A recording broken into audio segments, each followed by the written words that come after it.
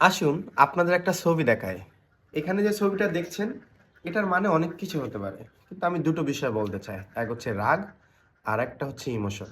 আমরা রাগের বশে অনেক সময় অনেক সিদ্ধান্ত নিয়ে ফেলি, ইটস লাইক এ জাম, যেটা আমাদের জীবনের জন্য ক্ষতিকর, যেটা মনে হয় ভালো, কিন্তু তারপরে জাম করার পরে বুঝতে পারি যে এটা আমাদের জন্য ক্ষতি। এবং ইমোশনের বশে আমরা অনেক সিদ্ধান্ত নিই, বেশিরভাগ সময় ইমোশনালি আমরা অনেক সিদ্ধান্ত নিয়ে ফেলি, that's not good for our life.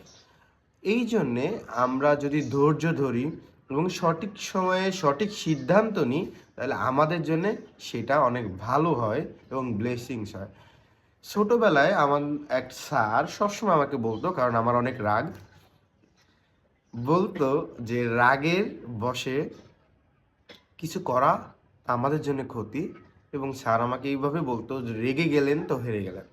So এই কথাটা যদি আমরা সবসময় ভাবি, যে আমরা রাগ করে কোনো সিদ্ধান্ত না নিয়ে, ইমোশনালি কোনো সিদ্ধান্ত না নিয়ে, আমরা যদি চিন্তা করে ভেবে চিনতে ধৈর্যের সাথে সামনে আগাই এবং সিদ্ধান্ত নিই, তাহলে সেটা আমাদের জীবনের জন্য আশীর্বাদ হয়। সো রাগ না করে ইমোশনালি কোনো সিদ্ধান্ত না নিয়ে ধৈর্যের সাথে সিদ্ধান্ত নেওয়া সবচেয়ে ভালো এবং আমাদের জীবনের জন্য ব্লেসিংস। God bless you.